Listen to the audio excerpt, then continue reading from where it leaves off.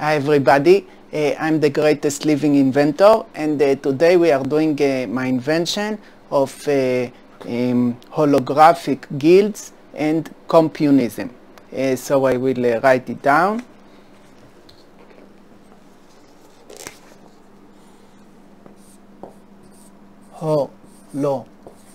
Holographic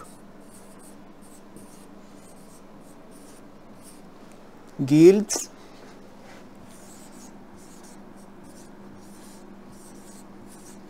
and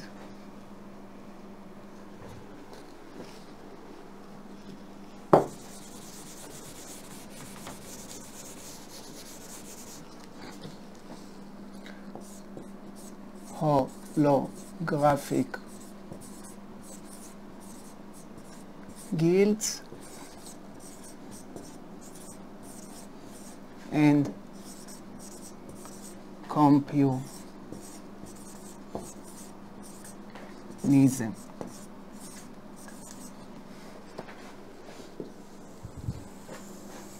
Okay, so compunism is a word that I made up. It's made of communism and computer. Okay, so this is like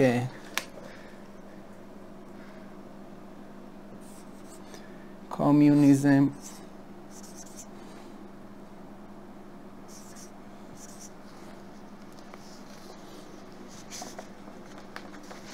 I'm not sure if communism is with the two M's, so let's I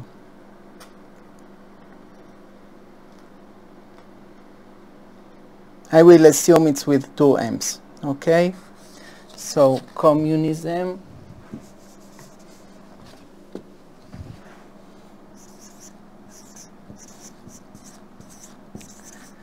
plus computer. Okay, like essentially computerized communism. And what it really means is linear programming or linear optimization. Okay, linear programming.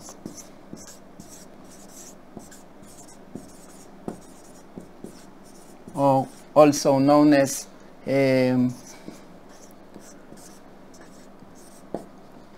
linear optimization.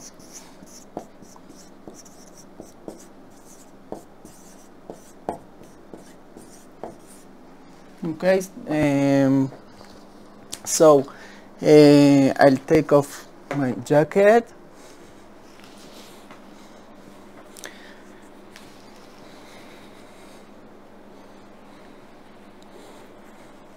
This is, by the way, another shirt that I like. It's from Nazca. Okay, so I'm showing it to you in case it get ruined in the laundry. Okay, so now we need to do this fairly fast because it's 12 pages. So I'll just read it. There isn't anything to draw. So I'll just read it and explain when necessary. And all the links will be in the video description, as always. Okay. So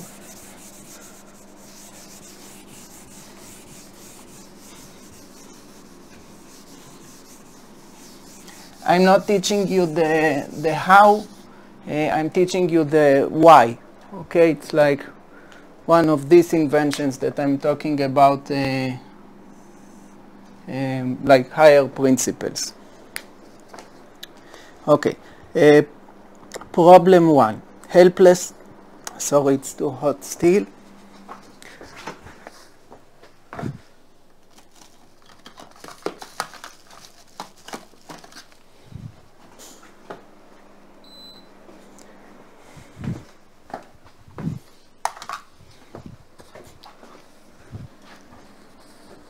Okay, problem 1, helplessness as economic individuals.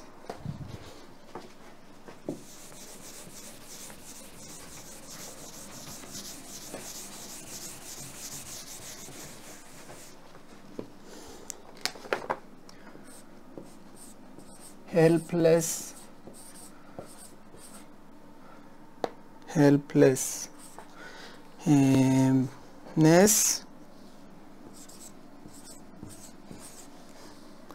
as economic individuals.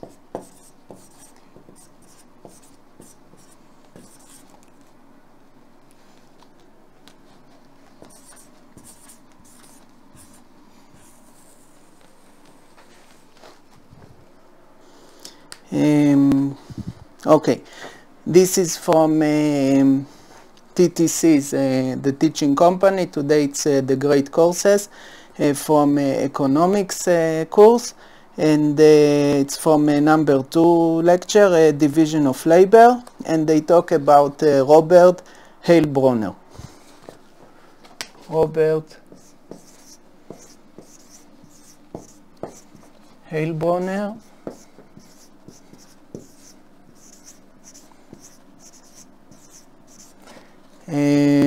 Who was like a historian of philosophy of economics, okay, economist, but also like in the bigger context. And I'm quoting now from The Making of Economic Society, Chapter 1, The Economic Problem.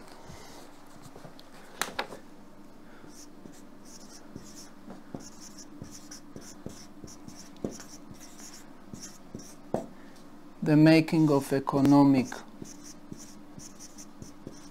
Society,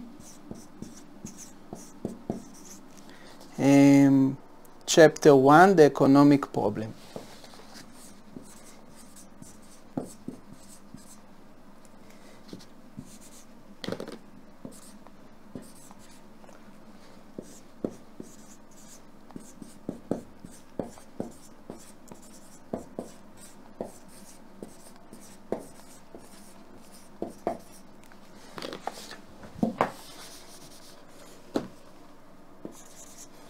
Okay. So I'm quoting from the book. Short of catastrophic war, it is highly unlikely that most of us ever will know the full meaning of the struggle for existence.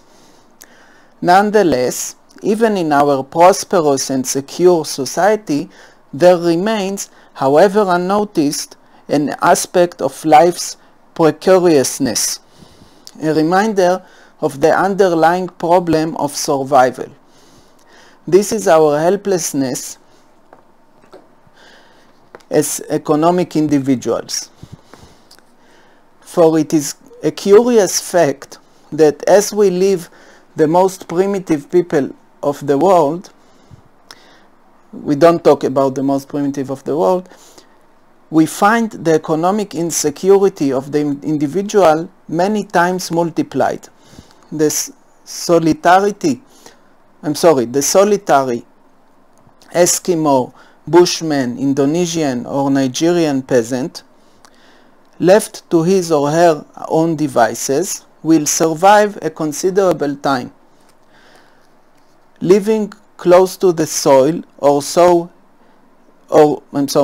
to his or her animal prey, such an individual can sustain his own, more rarely her own, life, at least for a while, single-handedly. Communities numbering only a few hundred can live indefinitely. Okay, so a lone hunter-gatherer can survive a lot of time. A village of hunter-gatherers can survive indefinitely. Indeed, a considerable percentage of the human race today lives in precisely such fashion, in small, virtually self-sustained peasant communities that provide for their own survival with a minimum of contact with the outside world. This portion of humankind may suffer great poverty, but it also knows a certain economic independence. If it did not, it would have been wiped out centuries ago. Okay, so the proof is that they still live. Page 2, 10 minutes and a half. Okay, I need to hurry a lot. When we turn to the New Yorker or the Chicagoan, people from New York or Chicago, on the other hand, we are stuck by exactly the opposite condition, by a prevailing ease of material life coupled with an extreme dependence on others. We can no longer envisage the solitary individual or the small community surviving unaided in the great metropolitan areas where most Americans live, unless they loot warehouses or stores for food and necessities. The overwhelming majority of Americans has never grown food, caught game, raised meat, ground grain into flour, or even fashioned flour into bread. Faced with the challenge of clothing themselves or building their own homes, they would be hopelessly untrained and unprepared. Even to make minor repairs in the machines that surround them, they must call on other members of the community whose business is to fix cars or repair plumbing, for example. Paradoxically, perhaps, the richer the nation, the more apparent is this inability of its average inhabitant to survive unaided and alone. Okay, end quote. So, solution 1, this was the problem. So, solution 1, holographic guilds.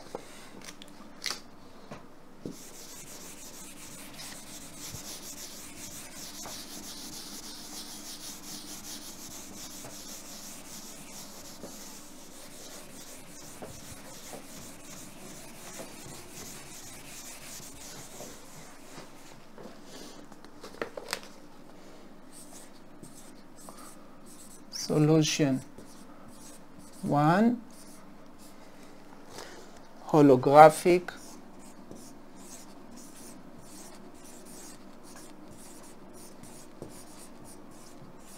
guilds.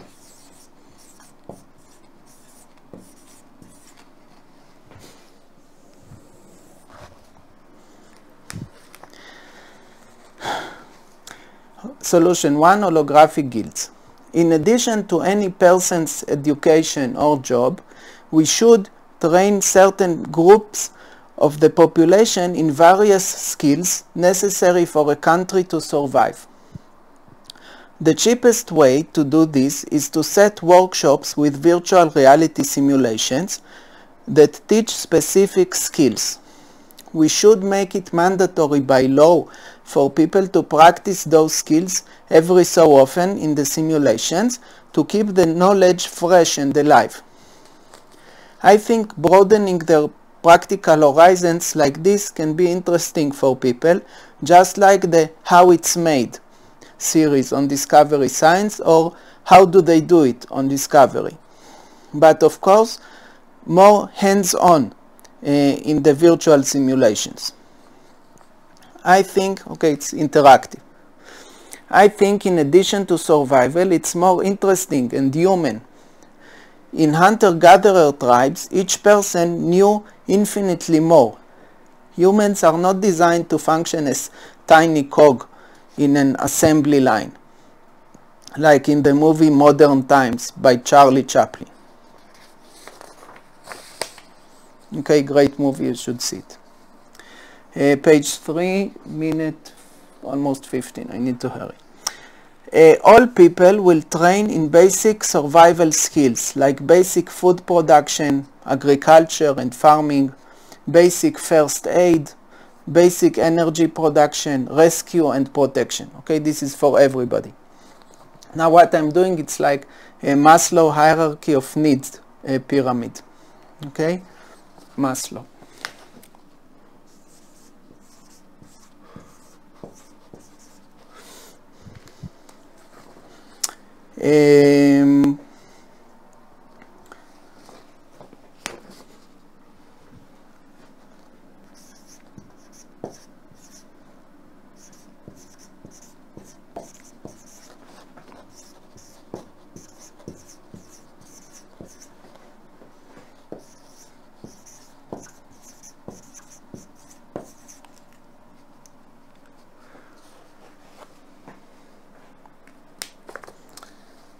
Okay.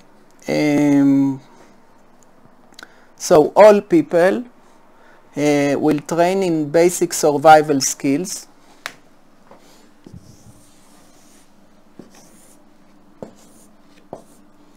Okay, so all people,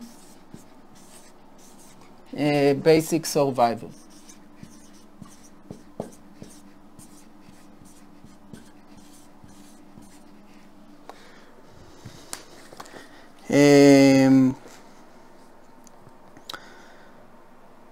Like basic food production, agriculture and farming, basic first aid, basic energy production, rescue and protection.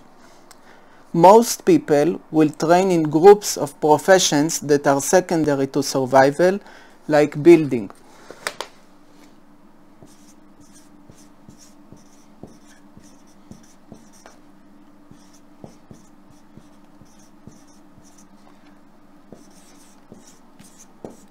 Okay, this is in groups. So let's write here groups.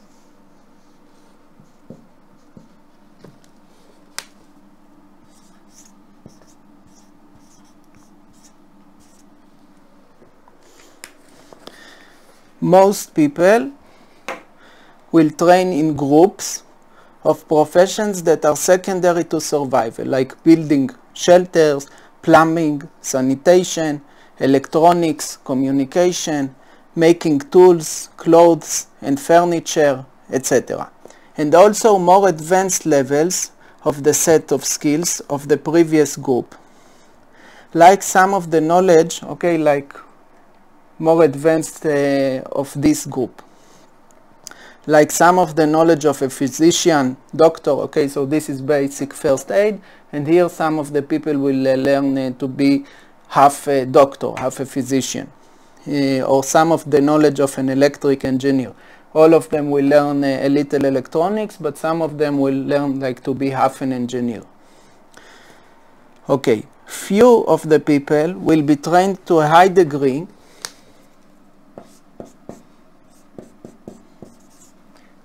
high.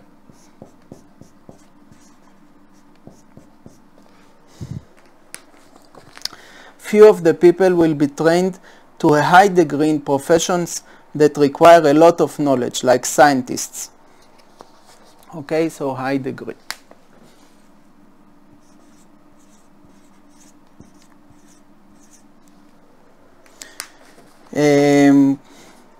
At the end, we should have in each community a core of people in each specialty that can help sustain their community in their secondary field. Like a person can be an office clerk for a living, but also have a knowledge of a seamstress, a nurse and a welder, in addition to the core training of immediate survival skills that everybody will have.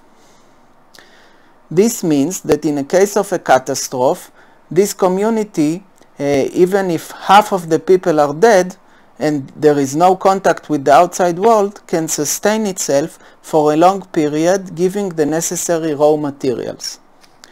We should keep a reasonable stock of raw materials, the most multi-purpose machines, and replacement parts for any emergency. Okay, in the community level. Since most of them have long shelf life, it doesn't even cost us much to put some aside. And when we need more, we use the spare one from our stockpile and resupply our emergency stock ASAP.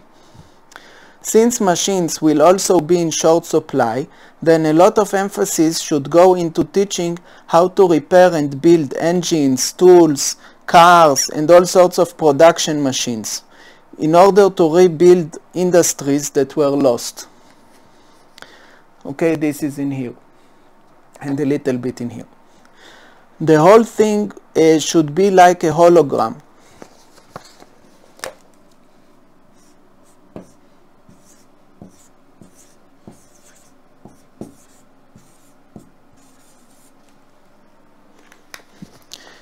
the whole thing should be like an hologram, that if you take a small piece of it, like only one city from the whole country survived, it contains the necessary elements to complete the whole image, like restoring the industrial knowledge and tools for the country.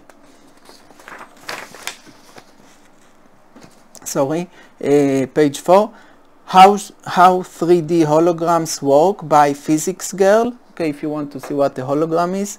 How 3D holograms work by Physics Girl. And an introduction to holography. Types of holograms by Educational Video Library. Okay, now problem 2. Okay, 21.5 minutes.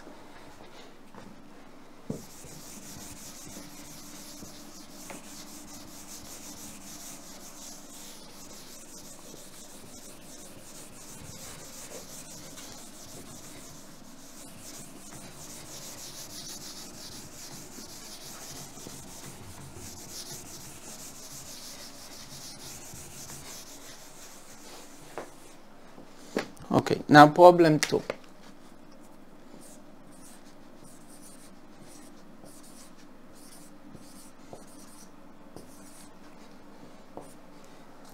Synchronization of supply and demand.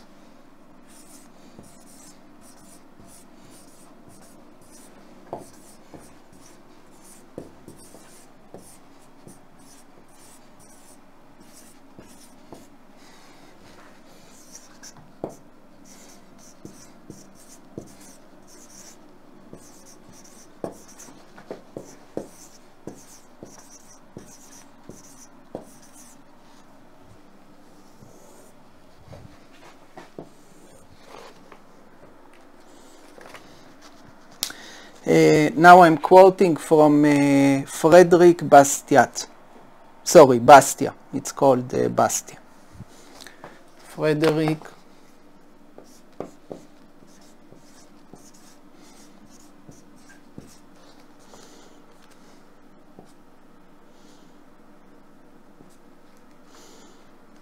Bastiat.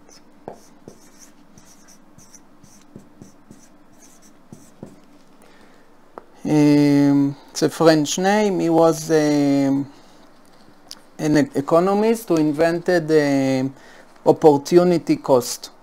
Okay, so this is from Economic Sophisms, first series.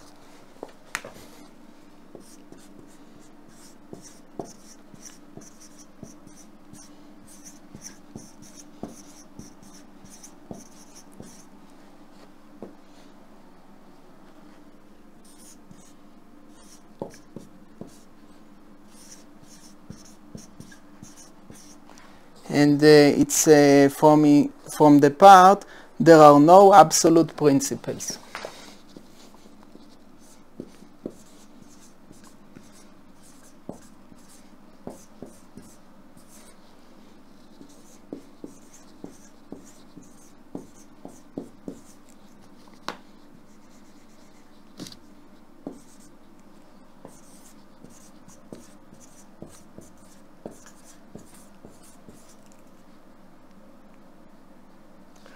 Okay,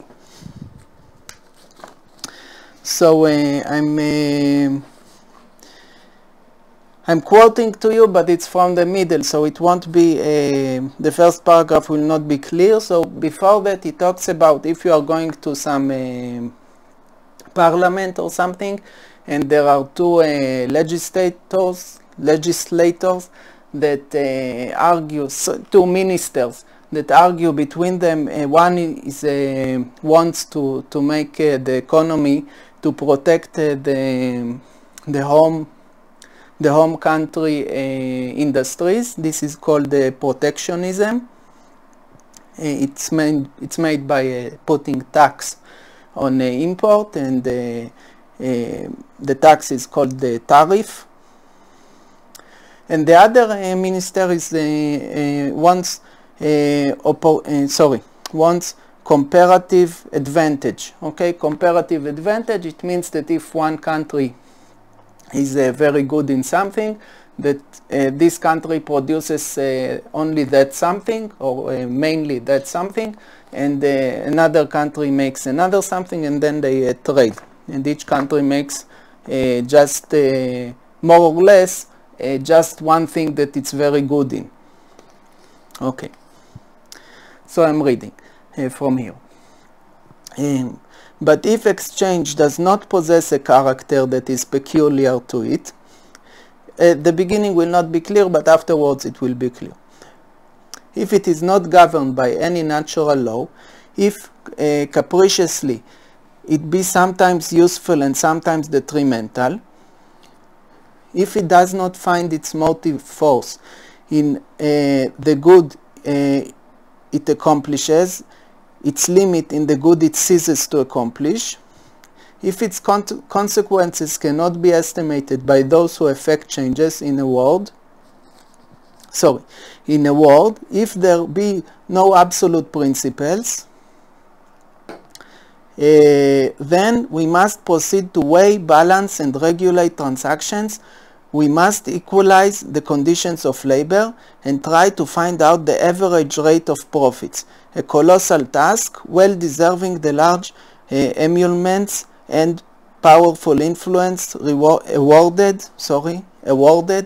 to those who undertake it.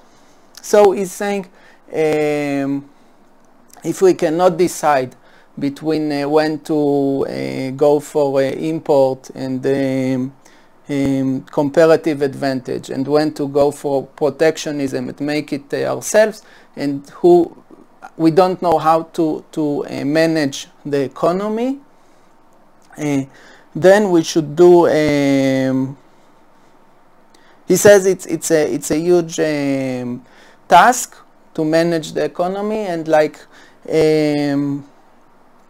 basically is saying like it cannot be done. And in the next paragraph he's saying that it is done by itself. Okay, he was a supporter of free market. Okay, so on entering Paris, this I'm continuing to quote from here. On entering Paris, which I had come to visit, I said to myself, here are 1 million human beings who would all die in a short time if provisions of every kind ceased to flow towards this great metropolis. Imagination is baffled when it tries to appreciate the vast multiplicity of commodities that must enter tomorrow through the barriers in order to preserve the inhabitants from falling to prey to the convulsions of famine, rebellion, and pillage. Page 5, minute 28. And yet, all asleep at this moment, and their peaceful slumbers are not disturbed for a single instant by the prospect of such frightful catastrophe. On the other hand, 80 departments have been laboring today without concert, no one coordinates them, without any mutual understanding, for the provisions of Paris. How does each succeeding day bring what is wanted, nothing more, nothing less, to so gigantic a market? What then is the ingenious and secret power that governs the astonishing regularity of movements so complicated, a regularity in which everybody has implicit faith? A regularity in which everybody has implicit faith, although happiness and life itself are at stake. That power is an absolute principle, the principle of freedom in transactions. We have faith in the inward light that Providence has placed in the heart of all men, and to which he has confided the preservation and indefinite amelioration of our species, namely a regard to personal interest. Since we must give it its right name, a principle so active, so vigilant, so foreseeing, when it is free in its actions. Okay, all the time, freedom, free. In what situation, I would ask, would the inhabitants of Paris be if a minister should take it into his head to substitute for this power the combinations of his own genius, however superior we might suppose them to be, if he thought to subject to his supreme direction this prodigious mechanism, to hold the springs of it in his hands, to decide by whom or in what manner or on what conditions everything needed should be produced, transported, exchanged, and consumed. Okay, this all is a question mark. Truly, there may be much suffering within the walls of Paris, poverty, despair, perhaps starvation, causing more tears to flow than ardent charity is able to dry up. But I affirm that it is probable, nay, that it is certain, that the arbitrary intervention of government would multiply infinitely those suffering and spread over all our fellow citizens those evils which at present affect only a small number of them. Okay, so if a person tries to do this, then it's really bad to coordinate all the economy. That's why we are doing this with the computer. This faith, then, which we repose in a principle, when the question relates only to our home transactions, why should we not retain when the same principle is applied to our international transactions, which are undoubtedly less numerous, less delicate, and less complicated? Okay, today it's not true, but let's say it's the same. The domestic and international exchanges.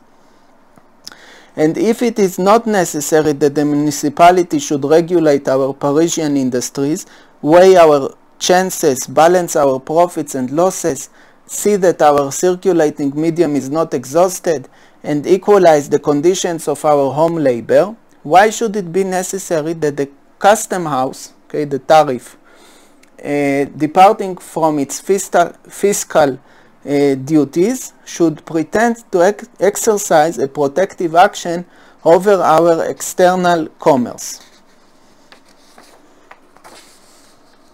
Okay, and to like show that if it's human, okay, if a person or a group of people do this, then Bastia is right.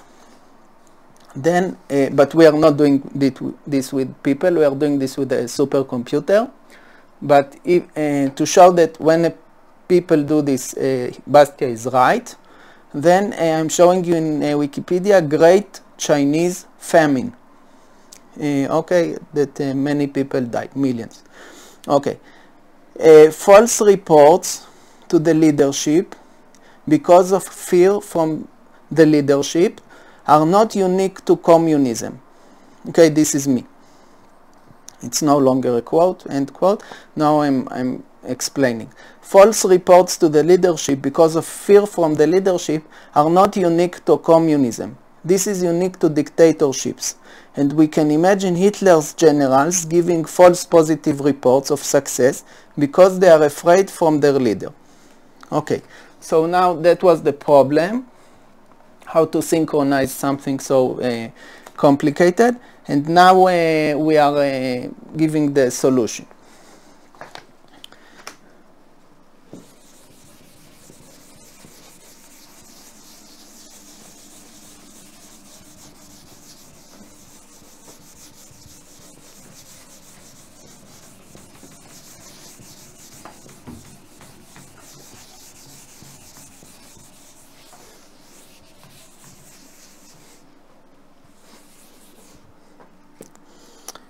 Solution 2.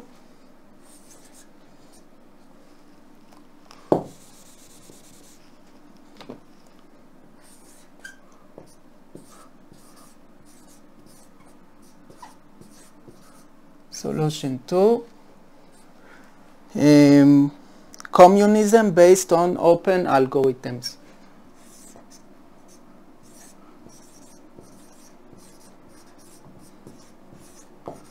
Communism based on open algorithms.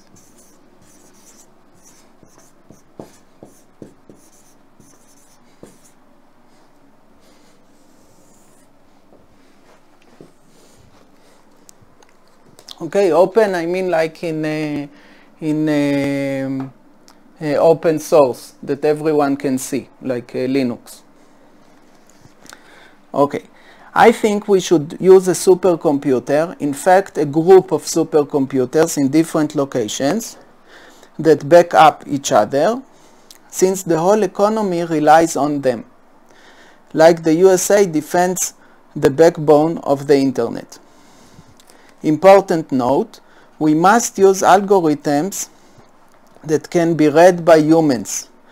I mean good old-fashioned AI. Okay, this is algorithms of GoFi. Good old-fashioned AI.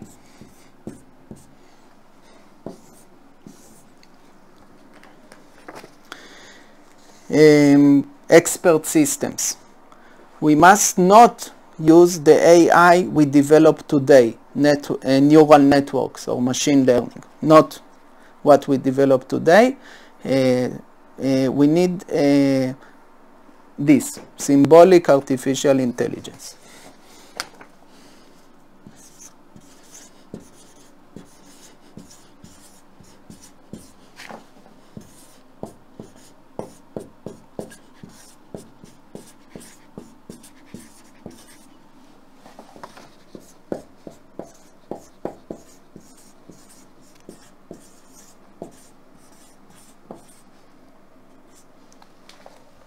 Okay, so this is really important. So, like Bastia said, not minister, not even a very smart one, can do this. No minister, not even a very smart one, can do this, because he's only human. But a supercomputer can. Factories have precise amounts of how much of this and that raw materials is needed, how many hours it takes to do this or that. At the beginning, if we don't have this data, we can copy it from a capitalistic country. After a while, we will have enough data in our compunist, a word I invented for my new suggested system, an amalgamation of computer and communist. So after a while, we will have enough data in our communist country to run the factories and farms without external feedback. Okay, now I will take a shortcut because I did download lectures about economy, and but it will take ages for me to watch them. So instead I will assume that the much more equal and fair in theory communism is better, and will try to solve its disadvantages. Okay, so I'm betting on communism, and I'm trying to improve it, to take out the disadvantages, because it's much more fair than capitalism, as we know, that destroys Earth and kills everybody today. Okay. My way to learn the bad things of communism will be to read jokes in Wikipedia. Each Russian political joke represents a widely recognized failure in the system. Otherwise, the joke will not be funny to many people. Then I will group them into categories and trying to come up with effective solutions. Okay, so Wikipedia, Russian political jokes.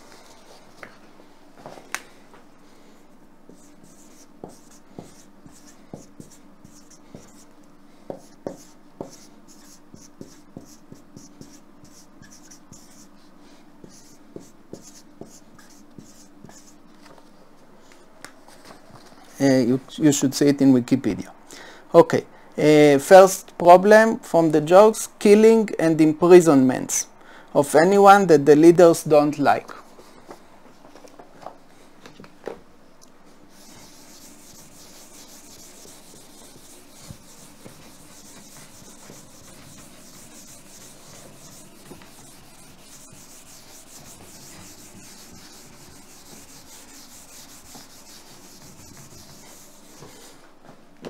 Okay, so this is like problems in communism.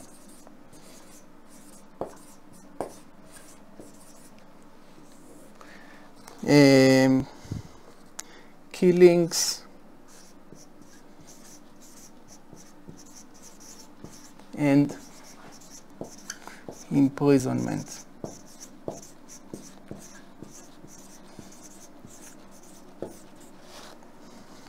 Of anyone that the leaders don't like. Wikipedia, political repression in the Soviet Union. Okay, so now a joke. The KGB, the GIGN, or in some versions of the joke, the FBI, and the CIA are all trying to prove they are the best at catching criminals. The Secretary General of the UN decides to set them a test. He releases a rabbit into a forest, and each of them has to catch it. The CIA people go in. They place animal informants throughout the forest. They question all plant and mineral witnesses. After 3 months of extensive investigations, they conclude that the rabbit does not exist. The GIGN or FBI goes in. After 2 weeks with no leads, they burn the forest, killing everything in it, including the rabbit, and make no apologies. The rabbit had it coming. The KGB goes in. They come out 2 hours later with a badly beaten bear. The bear is yelling, okay, okay, I'm a rabbit, I'm a rabbit. Okay, so they force someone to falsely confess about a crime he did not do. Okay, so this is part of this. Okay, for example, the Great Purge, also called the Great Terror. When Joseph Stalin, this is no joke, this is the real stuff.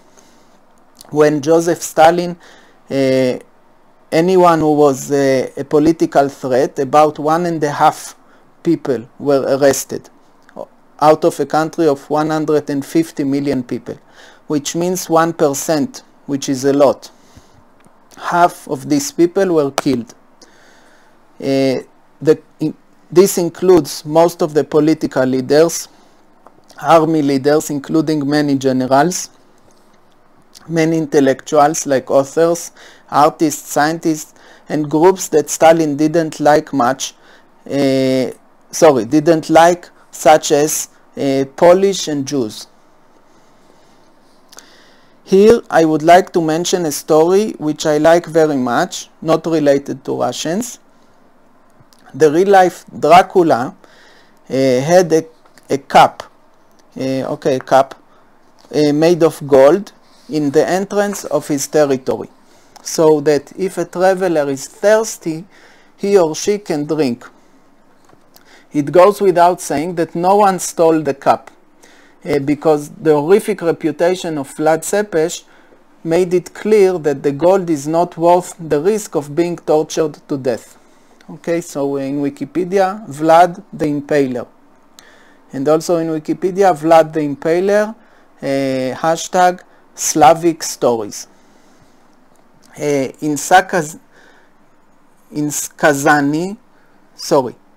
Skazani writes of a golden cup that nobody dared to steal at a fountain because Vlad, quote, hated stealing so violently that anybody who caused any evil or robbery did not live long, close, end quote, thereby promoting public order. Okay. Stalin also had very impressive achievements, like the Battle of Stalingrad, which basically was the turning point in World War II. So it was Stalin who defeated Hitler, and not the West, despite of the myth that the West created of D-Day, etc. In Wikipedia, Battle of Stalingrad. How can we break this vicious circle? In order to get the best of people, deter crimes, defeat mighty enemy, we first have to do the worst things to them. Establish control by causing great suffering and fear. I think the answer lies in starting small, literally. Any notorious gangster started as a boy who wasn't punished, and so it's worth it to break the law. The vast majority of people are rational. There are very few crazy criminals who will perform the crime in spite of 100% chances of getting caught and quick and severe punishment. Almost all the career criminals do it because it's profitable. The chances of getting caught are slim. The punishment can be delayed a long time until the authorities investigate and prosecute and convict, and the punishment is not that bad. So for almost all crimes, the crime is, so for almost all criminals, the crime is their job. So we need to treat the crime from the root, right from the root.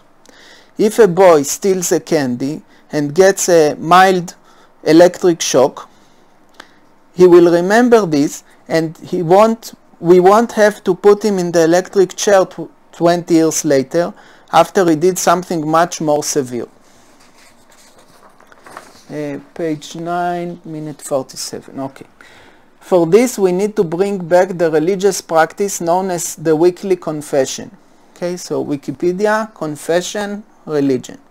But we need to make sure we are not remaking the Spanish Inquisition by forcing out of people false confessions. False confessions. Spanish Inquisition in Wikipedia.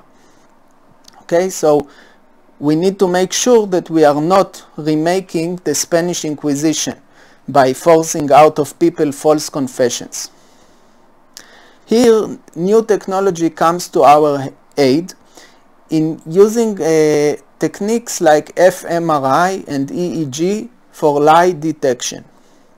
Okay, Wikipedia, lie detection, hashtag fMRI.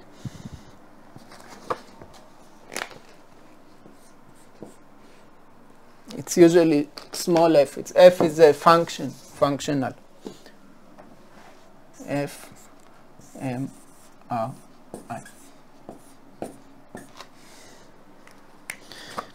Okay.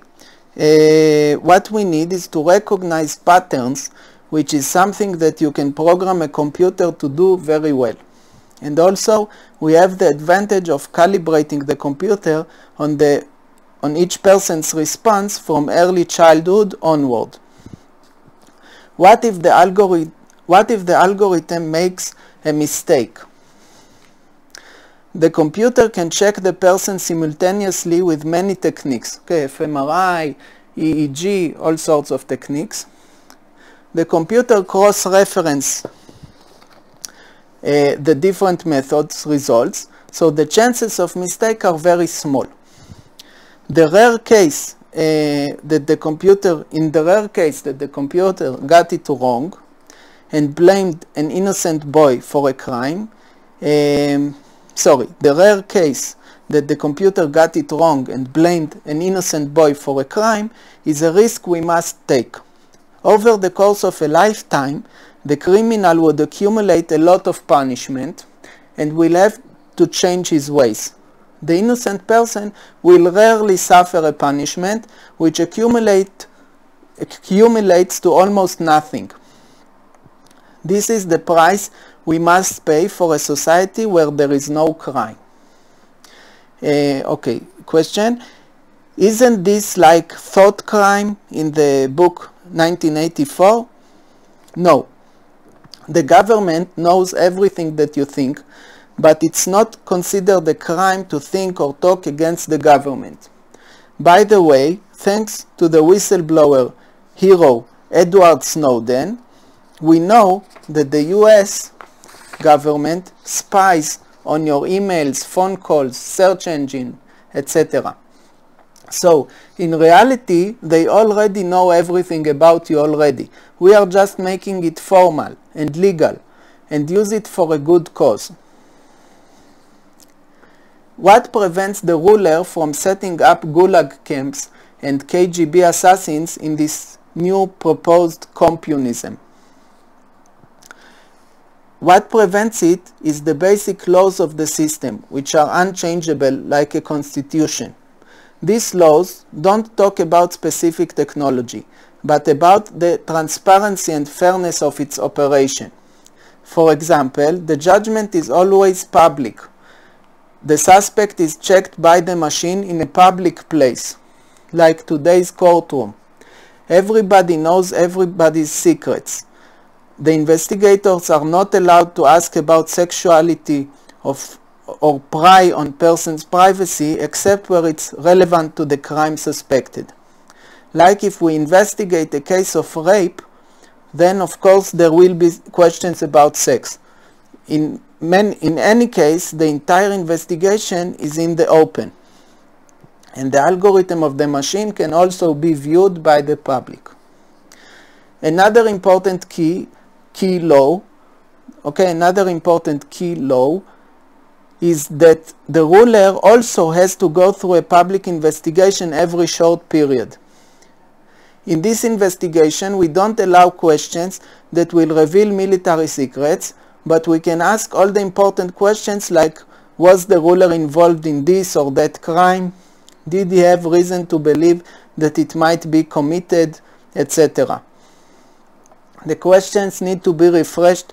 The investigators shouldn't always ask in the same way. Okay, so, okay.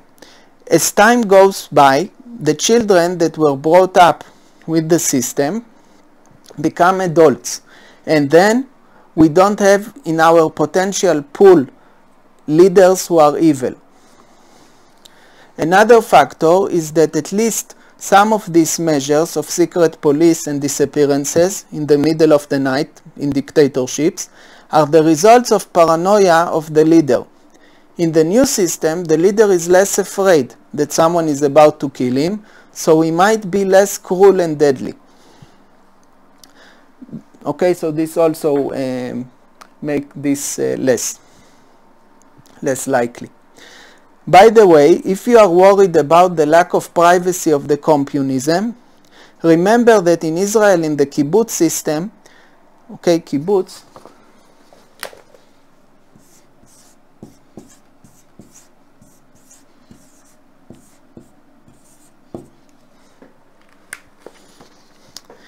in the kibbutz system, which was also communism, and which failed because,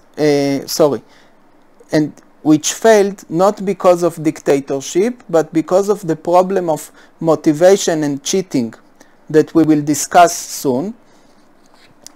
Okay, so in the kibbutz, people also did not have much privacy. Everybody knew everything about you. True, they did not enter your head in criminal issues like I suggest, but this commune life get into everything with their gossip and their influence, which is almost like a cult. By the way, the kibbutz-style communism is considered a very successful social experiment. It was learned all over the world. Basically, it's the kibbutz people that are responsible for Israel's success in Israel's beginning. Okay, so another joke or a problem. Okay, so we solved this. We solved this by applying this also to the leaders. If the leader wants to do something bad, then it gets, we find out about it and is replaced. Okay, error, and it is in public. Okay, now another thing, errors in planning.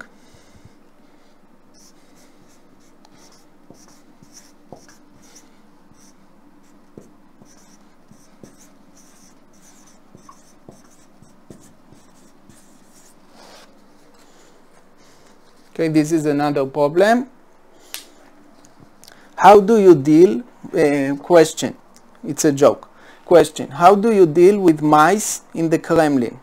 Answer, put up a sign saying collective farm. Then half of the mice will starve and the rest will run away. Please see solution 2, communism based on open algorithms. Sorry. So okay, so we solved this earlier when we talked about how the computer will do linear optimizations in open algorithms that we can fix. We can read, human read and fix.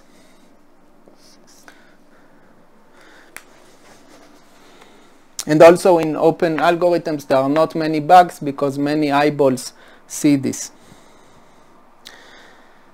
Okay, so errors in planning solved. Motivation and cheating problem.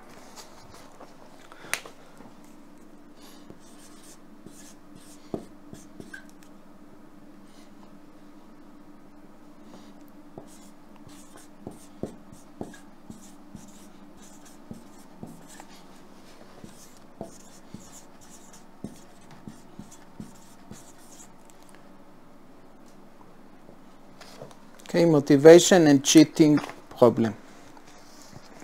The authorities pretend they are paying wages and the workers pretend they are working. I remember how my father explained, this is not a quote, this is not a joke, it's real, it's my story. I remember how my father explained to me why communism collapsed. It was 1990 and I was 12 years old. And every week my primary school, Shalva in Haifa, took all the children by bus to study in Kfar Gali. We should study there in class, we would study there in class nature, which was I think basic biology, and work in a farm, like growing lettuce and maybe some other vegetables. So one day they made us pick the lettuce, and I thought that if I pick a lot of lettuce, I will get a lot of lettuce. So I picked and picked and picked, and other kids were lazy and didn't work at all. Then at the end, the teachers took all of the lettuce and divided it evenly between all the kids. Sorry, it didn't matter if you worked a lot or a little. When at the evening I told my father how frustrating it was, he told me, you see, this is why communism collapsed. Okay, so this is a big problem. The powerful fuel in capitalism is that people work for what is most important for them. They work for themselves. This selfish motive is powerful and gives the person a sense of fairness. If I work a lot, I deserve a lot of money. 59 minutes almost. Okay, but we are in the last page. To solve this, we need to look at traditional tribal societies that live in small hunter-gatherer groups and share everything they have. Why do they share? What incentive do they have? They have respect from the others. The best hunter is respected by his peers and also has more points with the girls. Even though the meat is divided equally between all the people of the village, this best hunter will eat first, or maybe right after the elders. But anyway, before someone who is a less successful hunter. Or he will get a better chunk. No one will starve. All these are ways to all these are ways to pay the best hunter with social points of pride and respect. So on one hand, he is motivated to face the hardship and danger and support the tribe. And on the other hand, we can feed everybody equally so they all have food. I think we need to utilize similar sociological mechanisms in our planned society. We should use TV and social networks to glorify the people that do good for society, and not some dumb reality contest celebrities who didn't do anything good for society. People don't want money for money's sake. They want the thing you buy with it. success with the ladies, admiration of their peers, fame and recognition. If everyone, for example, will live in identical houses, but their social rank reflects their efforts of how good a provider they are, the vast majority of them will work very hard for this social rank, because it's published and it's official, and the only way you can improve it is by working harder and smarter and more efficiently. They also have prettier wife, symbolic VIP status like parking closer to work or some different color uniform or insignia. I can tell you from personal experience that when I was in the army, we all earned more or less the same. But the huge difference in status was, are you in a fighting unit, and which one exactly, and what weapons do you guys have, and do you have the wings of a parachuting course, and so on and so on. And people would make great effort and risk themselves for this respect in the eyes of the girls and in the eyes of their peers. Okay, so that's it. So we got this covered also. So this was my invention, and I hope it was clear, and I'll see you in my next invention. So thank you very much. Thank you.